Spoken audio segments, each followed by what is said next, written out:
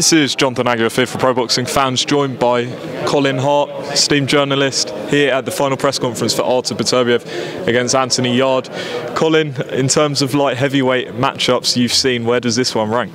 Pretty highly. I mean, you've got Beterbiev, who's an elite fighter, a man who's had 18 fights, 18 wins and 18 knockouts. You've got to respect a man with that kind of record, plus the fact that he had over 300 amateur fights.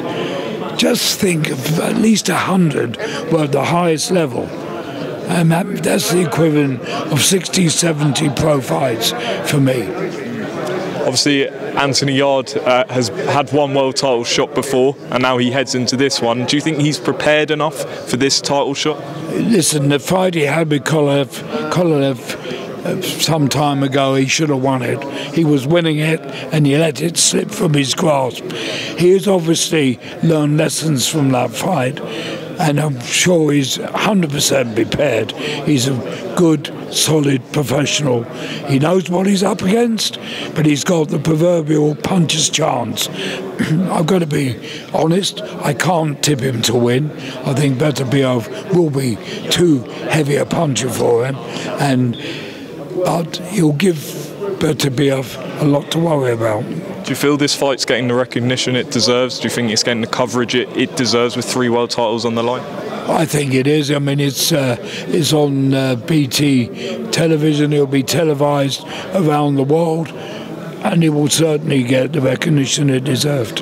And lastly on this fight, if Anthony Yarde was to win this, where would it rank in terms of British world title victories, in your opinion? Well, if he was to beat Beterbiev on Saturday night, I can't see a bigger upset throughout 2023.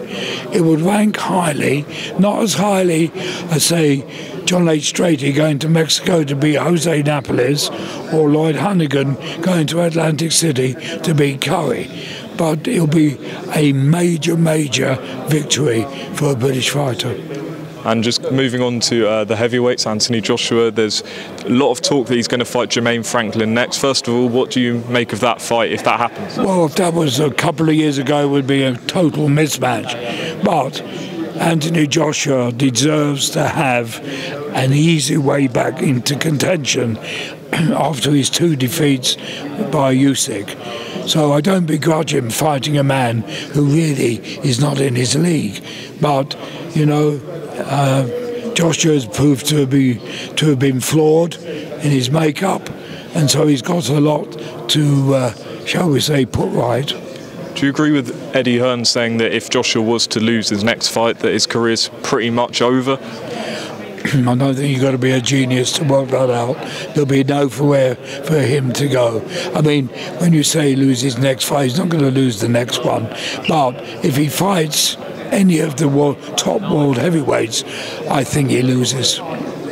And just on Tyson Fury, obviously there's always a debate about who's the bigger draw. I think 5 years ago there'd be no question it was Anthony Joshua. Looking at the situation now, who do you see as the bigger draw between Fury and Joshua? Oh, without question, Fury is arguably one of the biggest draws we've ever had in Britain. A man who can sell 94,000 tickets at Wembley. It's got to be a bit special. And very last question, I know you would have covered Lennox Lewis's career. People always say who would have won, Lennox Lewis or Tyson Fury. How would you see a fight between them? How would it have played out?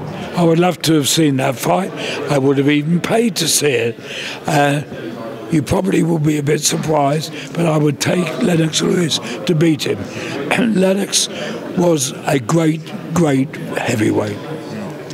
Colin, really appreciate your time. Enjoy the fight on Saturday night. Thanks.